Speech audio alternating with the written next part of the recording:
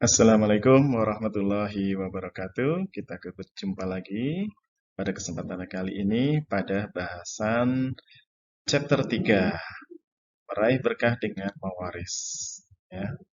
Nah, pada bahasan ini kita akan membahas ya pada kompetensi dasar memahami ketentuan waris dalam Islam bagian yang terakhir, menentukan pembagian harta warisan dengan benar. Ya. Nah, berikut kunci-kunci memahami ilmu mawaris pada An-Nisa ayat 11 dan 12. Jika keluarga inti ada lengkap semua, ya, ada istri, ada bapak, ibu, anak laki-laki, anak perempuan, maka kita bisa ketahui siapa zawul furudnya dan siapa asobahnya. Garis kuning membedakan, yang di atas garis kuning ini adalah ahli waris zawul furud yang akan dihitung bagiannya lebih dulu. Sisanya diberikan kepada asobah. Berapa bagian ibu jika ada anak? 1/6. Berapa bagiannya jika tidak ada anak? Maka 1/3. Bapak, jika ada anak, maka bagiannya sama seperti ibu, 1/6. Jika tidak ada anak, ya, yakni tidak ada anak laki-laki, maka status bapak akan menjadi asobah. Istri, jika suaminya meninggal duluan dan punya anak, bagiannya 1/8. Jika tidak ada anak, bagiannya 1/4. Adapun suami, jika pernikahan dengan istrinya ada anak, bagiannya 1/4. Jika tidak ada anak, maka bagiannya adalah setengah. Ya. Kemudian kita lihat bagian untuk asobah. Jika ada anak laki-laki dan anak perempuan, maka keduanya adalah penerima sisa harta. Status anak laki-laki adalah sebagai asobah binafsi, adapun status anak perempuan sebagai asobah bigoir. Dengan perbandingan, bagian untuk anak laki-laki 2 bagian, bagian untuk 1 anak perempuan 1 bagian. Namun, jika anak laki-laki tidak ada, maka anak perempuan mendapatkan setengah jika seorang diri. Dan jika lebih dari 1 tidak ada anak laki-laki, mereka bersekutu dalam 2/3 harta. Nah, di kasus ketiga, ini pada chapter 2 yang lalu, ya, kalian sudah kerjakan ini sebagai tugas, mari kita bahas bersama. Maka, coba identifikasi terlebih dahulu harta maurusnya, ya, harta yang akan dibagi. Oh, beliau yang meninggal rahimahullah punya harta 100 juta, hutangnya 4 juta. Maka keluarkan terlebih dahulu hutangnya sehingga warisan yang akan dibagi 96 juta. Identifikasi berikutnya, siapa zawul furud dan asobahnya? Oh, diketahui zawul furudnya ada bapak, ibu, dan suami.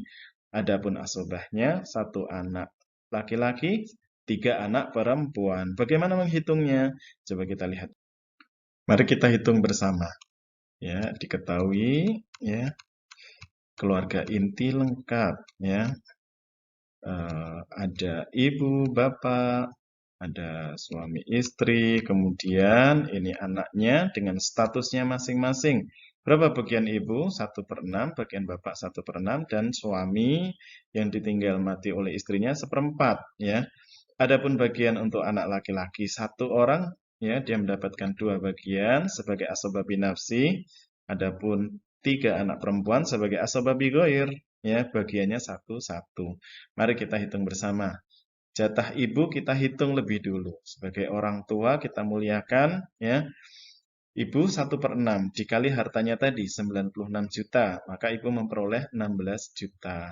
Bapak juga sama, 16 juta. Adapun suami, karena ada anak yang ditinggalkan dari perkawinan dengan istri, maka suami mendapatkan 1/4 dikali 96 juta, maka suami bagiannya 24 juta. Nah, kita hitung berapa sisanya.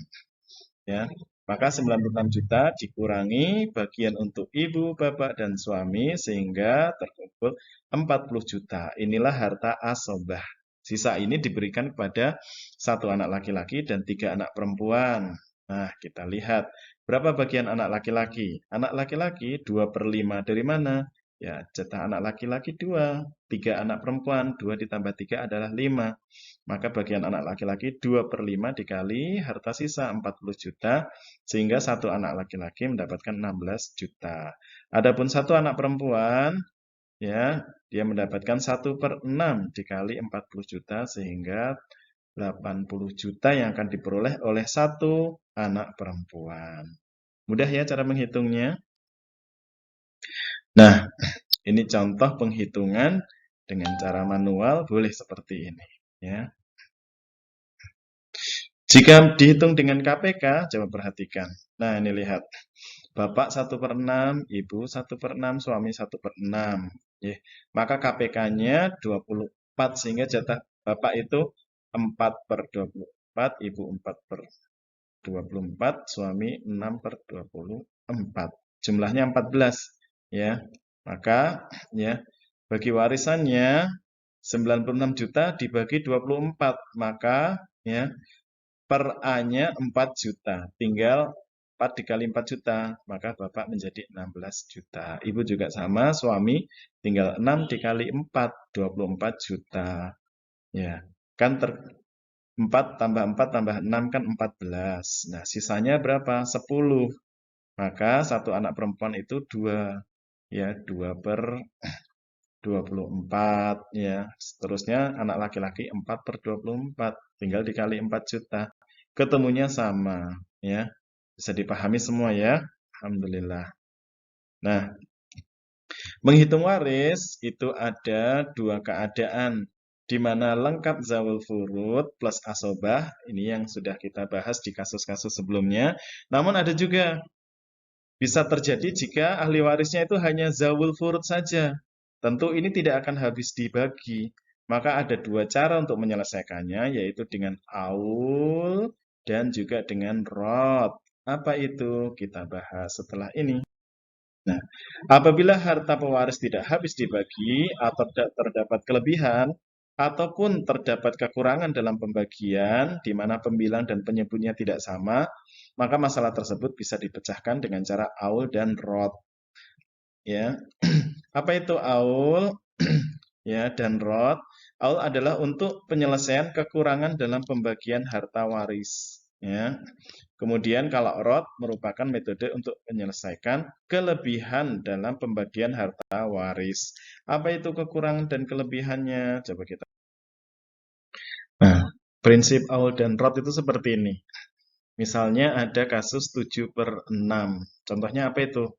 Ya, misalnya ada seorang suami yang ditinggal mati oleh istrinya dan dia mempunyai 2 orang anak perempuan. Kita ketahui ya bagian suami itu kan setengah bagian. 2 anak perempuan jika tidak ada anak laki-laki mendapatkan 2/3. Mereka bersekutu. Maka setengah dan 2/3 kan tidak ketemu. Maka coba dicari KPK-nya. Yang paling mendekati adalah pembilangnya 6. Maka satu orang suami tadi ya akan mendapatkan bagian 3/6. Adapun 2 anak perempuan bagiannya 4/6. Ya. 3 dan 4 kan dijumlah jadi 7. Pembilangnya 7, penyebutnya 6. Maka 7/6 tidak akan menyelesaikan masalah, sehingga perlu diaul atau ditambahkan ya penyebutnya secara berimbang agar menjadi 7/7. Maka perlu ditambah. Nah, kalau 7/7 gini, maka insya Allah akan menyelesaikan masalah. Di mana nanti ya suami akan mendapatkan bagian 3/7, adapun 2 anak perempuan mendapatkan bagian 4/7. Selesai masalah. Begitu juga pada kasus rod ya. Misalnya seseorang meninggal dan ahli warisnya ada seorang ibu dan seorang anak perempuan ya. Ibu ya bagiannya adalah 1/6 jika yang meninggal punya anak ya. Adapun satu anak perempuan setengah bagian. Maka setengah dan 1/6 kan tidak menyelesaikan masalah. Ya, KPK-nya yang paling dekat adalah per 6. Maka bagiannya adalah untuk ibu 1/6 dan untuk ya satu anak perempuan 3/6. Jumlahnya jadi 4/6. Maka ini tidak menyelesaikan masalah. Maka harus di rod dikurangi, ya, sehingga ya perlu dikurangi 2 sesuai kebutuhan, maka hasilnya menjadi 4/4, maka ini akan mudah menyelesaikan, sehingga jatah ibu menjadi 1/4 dan jatah seorang anak perempuan menjadi 3/4. Bisa dipahami ya? Untuk contoh kasusnya kalian bisa buka ya latihan soal di buku PAI halaman 167 sampai 168. Di situ ada contohnya. Silakan bisa dipelajari. Nah, ini ya, coba kita bahas bersama kasus Aul.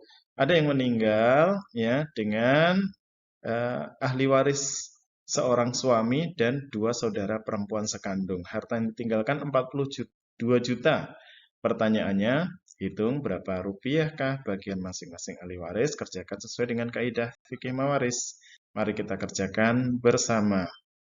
Nah, paling enak dihitung dengan KPK-nya. Coba lihat, tadi ahli warisnya ada suami, 2 saudara perempuan sekandung. Nah, bagiannya adalah 1/2 dan 2/3. Setengah bagian suami. KPK-nya adalah per 6. Namun ini hasilnya 7. Ya, maka perlu ditambahkan 1 sehingga menjadi 7/7. Maka ini bisa menyelesaikan masalah. Coba lihat ya. Bagian warisnya tinggal dibagi saja, 42 juta dibagi 7. Maka per bagian ada 6 juta. Suami bagiannya 3. Tinggal dikalikan 6 juta saja. Suami maka mendapatkan 18 juta. 2 orang saudara perempuan sekandung, ya, maka bagiannya bersekutu dalam 4 bagian. Maka tinggal dikalikan 6 juta, 24 juta. Satu saudara perempuan sekandung, ya, maka bagiannya menjadi ya 24 dibagi 2, ya. Sehingga totalnya akan 42 juta. Selesai masalah, ya. Bisa dipahami ya? Nah, maka perlu ditambahkan aul. Nah, ini contoh aul ditambahkan secara berimbang. Nah, kita bahas berikutnya kasus rot. Kalian bisa baca ya, di kasus tersebut ada yang meninggal, ahli warisnya seorang suami, seorang ibu dan 2 anak perempuan. Ini tidak ada asobahnya. Harta yang ditinggalkan 150 miliar. Banyak banget ini. Dan diberikan ke pondok tahfidz, ada wasiat 40 miliar. Pertanyaannya, hitung berapakah rupiahkah bagian masing-masing ahli waris, kerjakan sesuai dengan kaidah fikih mawaris. Mari kita kerjakan bersama. Mari kita identifikasi bersama ahli waris dari kasus tersebut. Ada ibu, suami, dan anak perempuan. Adapun hartanya 150 miliar dan punya wasiat 40 miliar. Ini boleh ditunaikan wasiatnya, ya, karena kurang dari 1/3 harta. Sehingga terkumpul ya 110 miliar yang akan dibagikan. Coba kita lihat ya. Bagian untuk ibu 1/6, suami 1/4 dan anak perempuan 1/6 ya. Coba kita lihat, jika kita hitung bersama, tentu ini tidak bisa menyelesaikan masalah ya, maka perlu dicari KPK-nya. Yang paling dekat adalah per 12, sehingga nanti jatah suami, ibu, dan anak perempuan ya, jika dijumlah semuanya menjadi 11/12. Tentu ini tidak bisa menyelesaikan masalah ya, sehingga perlu dilakukan ya pengurangan ya, sehingga menjadi 11/11. Nah, ini namanya dirot, dikurangkan agar hasilnya menjadi berimbang. Sehingga jatah ibu dari 1/6 menjadi 2/11 ya.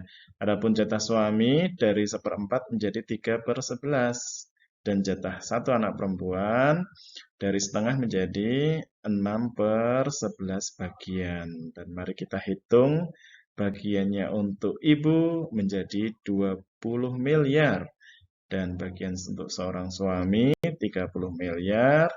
Dan bagian seorang anak perempuan 60 miliar. Jika dijumlahkan pas 110 miliar. Selesai ya. Alhamdulillah mudah sekali. Berikutnya kita ya sampai di penghujung materi mawaris tentang hikmah ilmu mawaris. Apa saja? Yang pertama, jika kita bagi sesuai dengan ketentuan Allah dan Rasul-Nya, maka akan menghindarkan diri kita dari sikap serakah atau tamak. Ya, karena orang lain atau ahli waris yang lain juga mempunyai hak untuk mendapatkan bagian waris. Hikmah yang kedua, menghindarkan diri dari sengketa atau perselisihan antar saudara dalam rumah tangga. Ya, karena jika dibagi sesuai dengan ketentuan sendiri akan bisa menimbulkan konflik, tapi jika sesuai dengan ketentuan Allah, maka akan bisa saling menerima. Lalu kemudian menghindarkan fitnah antar saudara. Kemudian yang keempat, mewujudkan keadilan dan kerukunan antar saudara dalam rumah tangga. Maka perlu ilmu agama sehingga ya dengan ilmu agama seseorang bisa lapang dadanya terhadap keputusan atau ketentuan yang Allah tetapkan. Kemudian yang kelima ini yang paling penting, menanamkan keyakinan dan kesadaran yang punya harta itu Allah, sehingga Allah sendiri ya yang menentukan bagaimana cara membaginya secara adil, ya. Maka pembagiannya pun mengikuti ketentuan Allah. Alhamdulillah para siswa sekalian, ya selesai sudah pembahasan ilmu mawaris, ya. Dan di akhir chapter ketiga ini ada tugas untuk kalian semua. Silakan kerjakan evaluasi halaman 42 hingga 48 di LKS Al-Hikmah, lalu difoto, screenshot, ya, dan kirimkan di GC, Google Classroom kelas PAI. Pekan depan bersiap untuk ulangan yang ketiga, ilmu faraid. Semoga pertemuan kita ini bermanfaat. Selamat belajar. Assalamualaikum warahmatullahi wabarakatuh.